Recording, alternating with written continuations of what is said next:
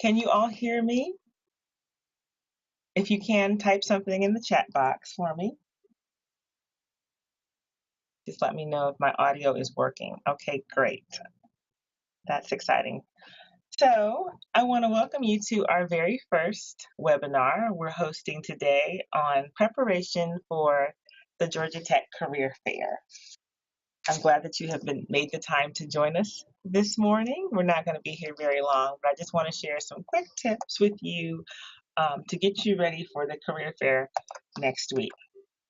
So that's what we're doing here today. We're going to review the career fair basics. We're going to also share some tips to help you prepare for the career fair. And then I'll be able to answer any questions that you might have about the upcoming career fair. So that's basically what our agenda is for our quick talk this morning. So let's just get into it and get started. So the basics. The Georgia Tech Career Fair this year will be held next week, Monday and Tuesday. On both days, it will be open from 9:30 a.m. to 4 o'clock p.m., not 4:30. But what you need to know is that lineup begins early. Generally, there is a long line to get into the career fair. So you need to decide what is important to you, whether or not you want to get there early in the morning or if you want to start later in the afternoon. But just know that lineup begins real early. As I understand it, there's currently a tropical storm that is forecasted for Monday morning. So we haven't gotten any updates from Georgia Tech about any delays or cancellations of the career fair. So as of this moment, we're moving forward with it as scheduled on Monday and on Tuesday. If there's any news on that, that will come out probably over the weekend. That all said, you're not allowed to bring backpacks to the career fair, and I think that's possibly because of just a space issue. It's inside the campus recreation center, and it's a pretty big venue, but there's not a lot of space when there's so many people. So you're not allowed to bring backpacks. I do imagine that you will probably have raincoats and umbrellas with you on that day. Feel free to bring those. They may have a coat check. You can't bring backpacks, but you can bring your portfolio. If you don't have a portfolio, perhaps bring a binder with a notebook, a notepad, something to write with. Also bring copies of your resume, but you do want to have something that you can take notes with while you're there. You should be dressed in business formal attire. That is important. Your professional appearance is certainly important.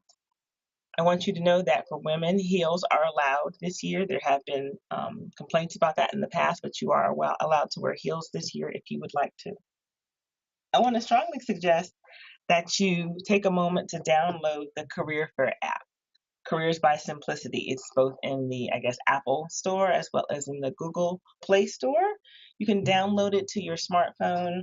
It'll be a quick way to learn more about the layout of the fair, find out who the employers are, get some background information on them, search and apply for jobs, workshops, information sessions. It's a handy tool with lots of information. So I want to make sure you're aware of it. These are just the basics of the career fair. So moving right along, getting started on preparing for the career fair. You want to start with your employer research. So you want to find out which employers will be at the career fair. The best way to do that is to go to the career fair website, or again, to use the career fair app to find the list of employers. I know that last week we sent out an announcement with a list of some of the employers that were recruiting non-school students, but you can find that full information on the career fair website. That's important because you don't want to waste your time trying to talk to the companies that don't really interest you. You want to know and have a strategy about who is there and who to approach. Well, there's a lot of information out there about these various companies and employers, so there's no excuse not to do your homework. You can go to some of their company websites or to the helpful sites like vault.com, glassdoor.com, Google, LinkedIn, etc., to gain information about these companies. What you want to find out is their mission, the types of roles and positions that they have, their vision, where they're located. You're trying to find out if the company is going to be a good fit for you. So if you're also on LinkedIn, you might want to investigate to see if there are any particular alumni connections that you have that might be at that particular employer. So your aim is to find out what the company does, know what positions you're interested in, find out how that can relate or extend to what you've been studying. Even for companies that you might not necessarily be that familiar with. So you're doing your research to learn more information about them as well. And all of them might be worth knowing because there's lots of different innovation going on in corporate America around the world in different organizations, new projects. There may be something that you hadn't considered that you have familiarity with or experience with that an employer is involved with. So doing your company research will help you discover that. It'll also help you from making a silly question, and there can be a silly question. And one of them that it happens at a career fair often is, what does your company do? Do you want to avoid having to ask that question? Be prepared. Be prepared to converse with a recruiter and make that connection by knowing at least what they do and figuring out how you can contribute to their particular vision or mission or what it is that they do. So that's the basics of employer research. The next thing you want to consider is networking. So, using the career fair as a networking tool, you are there to build a network with recruiters. That is really what you're there to do. It's important that you also work with some of your fellow job seekers, but building your network with recruiters is important across various industries and different companies. So, you want to ask questions about the things that you're passionate about. You want to show that you've done your employer research when you ask them questions. They may be, for example, questions about a company's growth plans. What is they aim to for their future to look like? You want to ask these informed questions and also focus on listening to what they say. Companies also come to career fairs to sell themselves to you, just as you are there to sell yourselves to them. So focus on listening to what they're telling you in terms of what their role of their company is and what they're aiming to do in the near future. You want to showcase your flexibility and your adaptability. So that's one of the hallmarks, as we say, of being a liberal arts student or a liberal arts graduate is flexibility and adaptability. You've been exposed to a variety of different disciplines, and so you want to highlight that. Highlight your relevant experience and share results-based examples. So match your skills and experiences to what they're looking for, and make sure you're clear and concise with that.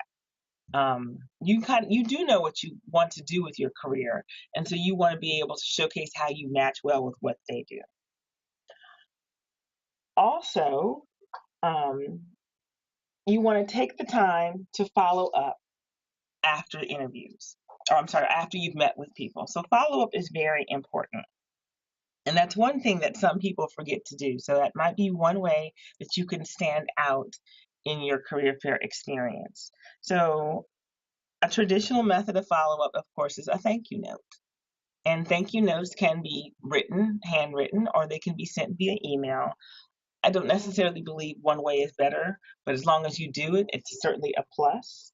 In your thank you note, you want to thank that recruiter for making themselves available to you for their time, restate your interest in a particular position, what makes you qualified for a particular position, reiterate that you're interested in possibly conversing some more, make an effort to follow up.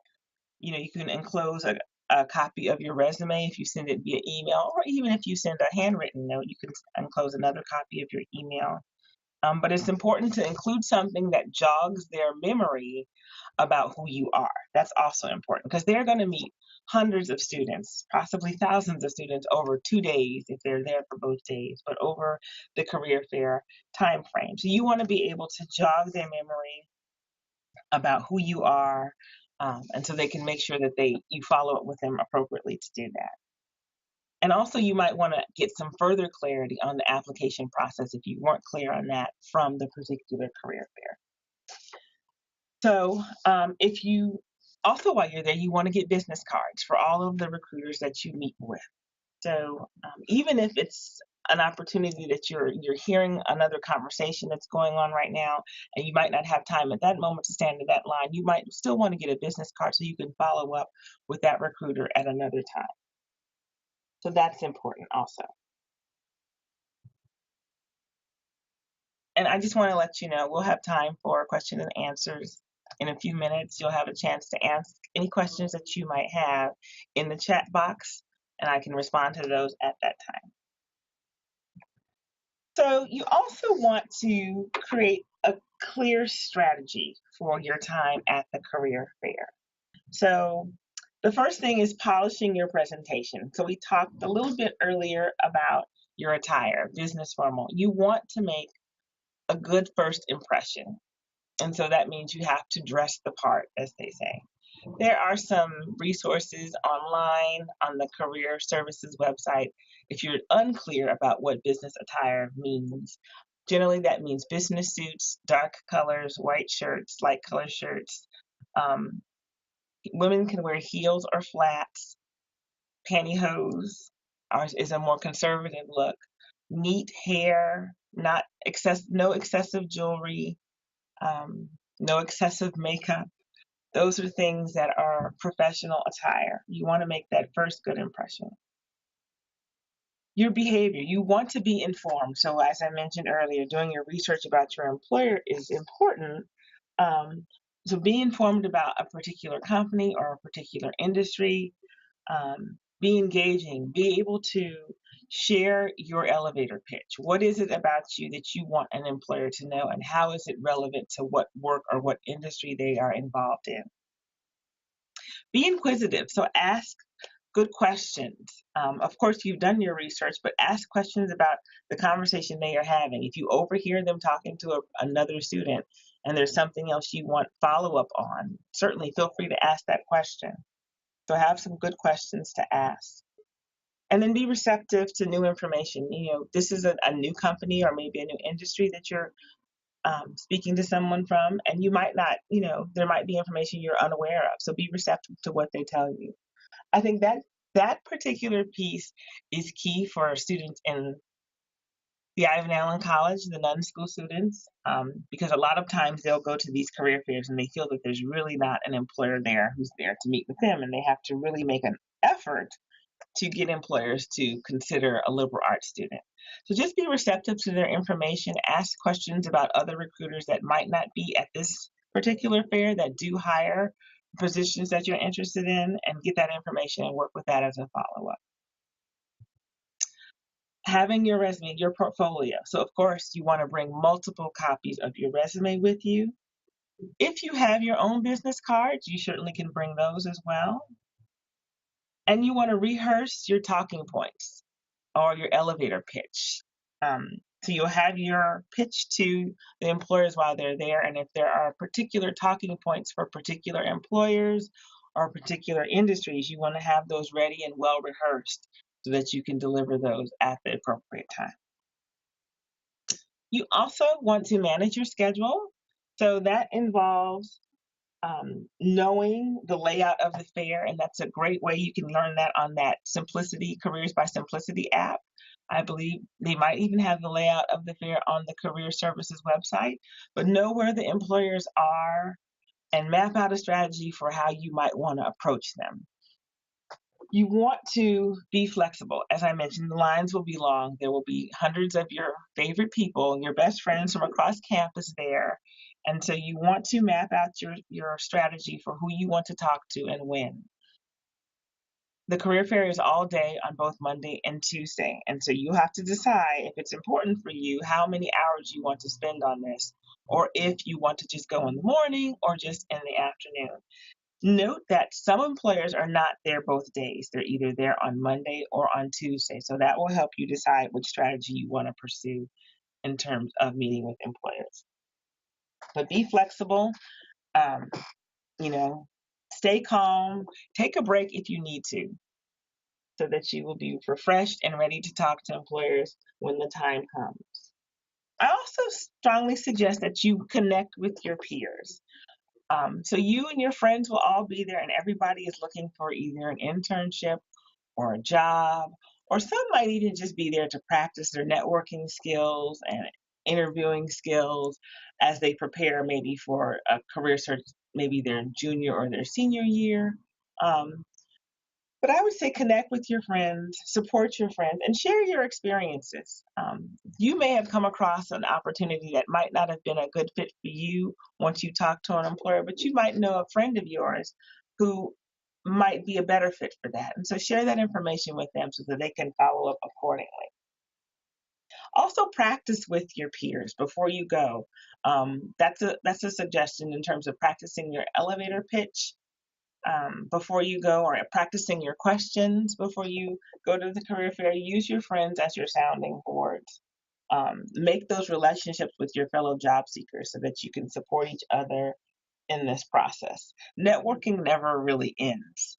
So, from the moment you get to the career fair, even beyond the career fair, using LinkedIn or just in your day to day campus time here at Georgia Tech, you're always networking to find out about opportunities and ways to strengthen your skills and get better experience. So that's also very important.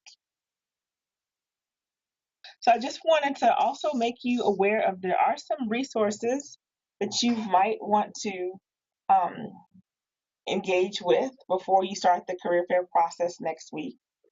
I hope that you are familiar with our T-Square site on both the Into Undergrads tab and the Master Students tab. There's a whole section on career resources.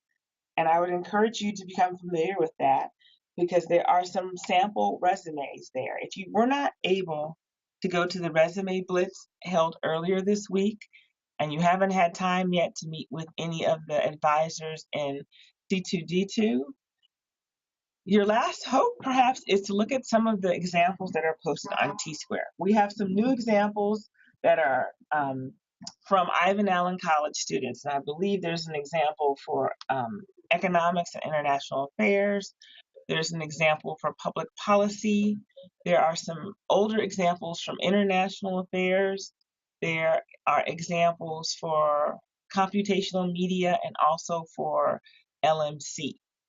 So certainly go and look to see how they are capturing their information in a way that is attractive to employers as somebody, as an example of somebody who is studying liberal arts. That might just be a good example to look at. There are also sample networking materials on T-Square.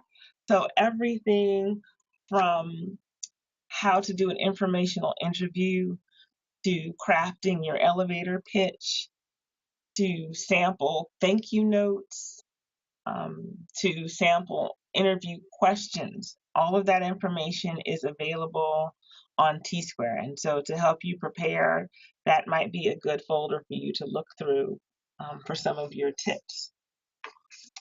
Also, the C2D2 Center for Career Discovery and Development has a whole host of materials that you might find helpful. They have some videos on career fair success and networking and on personal branding, and they're not very long, so you should certainly maybe have a chance to take a look at some of these videos just to get some additional tips as you prepare to go to the career fair. They also have tips on researching potential employers and sites that you can go to and what kind of information you can look for. Those are all on the Career Services website. Also, if you are not that familiar with LinkedIn, I certainly encourage you to join that. There is also a Sam Nunn School alumni group that you're welcome to participate in as a way to connect with some of our alumni. It's a way to also search for particular companies or agencies that you might be interested in and find out if any of our alumni are currently employed there or were employed there. And then you can make a connection or ask to connect with them and possibly follow up for informational interviews and other networking opportunities. So certainly take advantage of LinkedIn. I do believe also on the Career Services website, as well as in T-Square, we have some sample slideshows on how to update and upgrade your LinkedIn profile. So certainly take advantage of these resources that are available to you and helping you throughout your career development, but particularly timely for the career fair.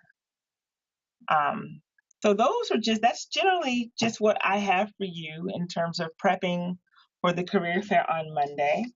I'm opening up the chat box right now, if you can see that. If you have any particular questions that I can answer for you that I haven't already covered, or if you'd like me to elaborate any further on some of the information, please enter your question in the chat box at this time.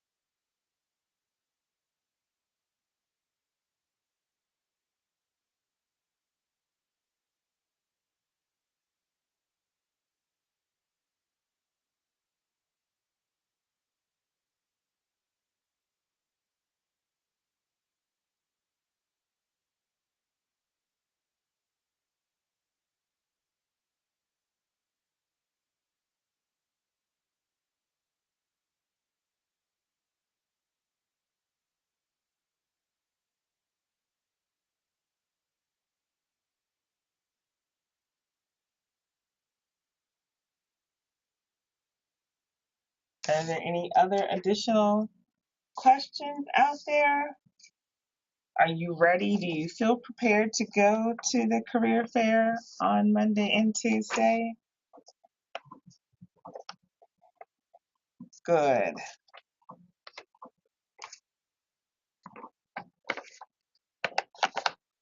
Oh, great. We have a good question from Nick. Hi, Nick. Do they let everyone in at once? No, there's generally a line. You do need to bring your buzz card, though. They do swipe buzz cards, and there's generally a line. It seems to move fast once they do start letting you in, but people really do line up early. I don't know how early they line up, but I know I've seen them there around 8 a.m. before in previous years, and the doors don't open until 9:30. So if you want to start and have a full day of it or get there in the morning, you should certainly be lined up early. But you can certainly go later on in the afternoon, and there wouldn't necessarily be a line at that point. It's just kind of you walk through, but certainly bring your bus cart with you. That's a great question.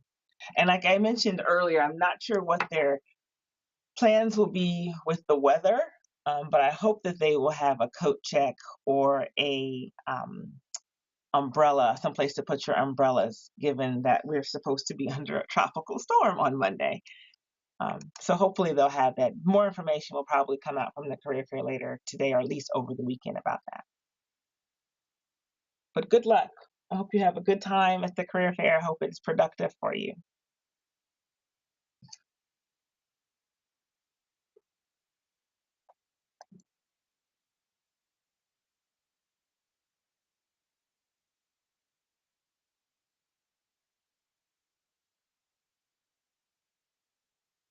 Are there any other questions that I can answer for you about our career fair? We have a few more minutes before we close. Oh, hi, Allison. So I have a good question from you. So government agencies such as the State Department and Department of Energy are coming, but they're not recruiting our majors. So how could you still approach them? That's a great question. So for those departments or those agencies that don't list all majors or don't list your particular major as one of the majors they're recruiting, you should certainly feel encouraged to approach them. But the key for this is to have your talking points ready and related to what the mission or the purpose of that organization is. So you want to sell yourself on why you think you would be a good fit for them, even though they don't specifically, expressly say that they are recruiting for your students. So you have to initiate that dialogue. You want to ask them any particular questions that are of interest or important to you, of course, but you initiate that dialogue and let them know what your background is, what particular skill sets you have, Use results or examples from the classroom work that you've done, or leadership work that you've done, or co-curricular work that you've done that you think make you a good fit for that particular company. Also, know what particular positions you are interested in at that particular company. So if the Department of Energy is here recruiting engineers, or the Department of State is here recruiting computer scientists, but you're interested in some of their foreign service work or a consular fellows position, you want to go to them and talk about the skills that you have for that position, and find out who you can talk to or what other recruiters you can get in touch with, that can help facilitate getting your resume to the right people.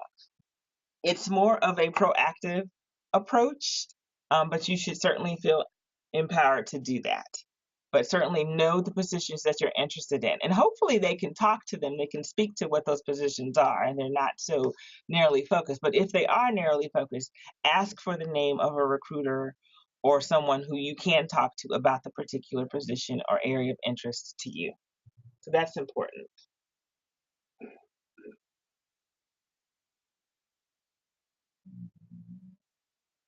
Are there any other questions that I can answer for you about Monday or Tuesday? Hi, Kirthi. Thanks for your question. Your question is it okay to follow up with recruiters after the career fair? Absolutely. Certainly. Sending them the thank you notes is important. Connecting, if they're available, connecting with them on LinkedIn might be an option as well. And then also connecting with any alumni through LinkedIn at that particular company is also an option. But you just want to approach them and thank them for their time, again, for coming to the career fair, to reiterate your interest in their organization and in a particular position if there is one. To When you do that, you also want to emphasize any particular skills or talents that you think would be relevant, or any particular examples of work you've done that would be relevant to that particular organization, to make sure that they know that you want to be a good fit for that company. So certainly, follow up is always important. That's about building your network. So um, regardless of whether or not you get that job, or you complete an interview process with them, it's a way of building your network. And networking is a way to always have people in your hand, in your pocket, for potential other opportunities, or, as I mentioned earlier, to share those opportunities with other students. So yes, feel free to follow up with recruiters after the career fair. Well, it's 11:30 now, and so we're going to end our session. I want to thank you for making yourselves available to learn a little bit more about the career fair, and I hope I've answered all your questions. We will record this session, or we are recording this session, and so we'll be available online for download from T Square, and we'll also put a link to it on the blog, and maybe into future digest if you want any further information, because some of the information is also just knowledgeable about networking tips, etc. So we'll make this available to you at that time. So thank you again. Thank you again for coming to listen to our webinar today, and good luck at the career fair on Monday and Tuesday. Bye.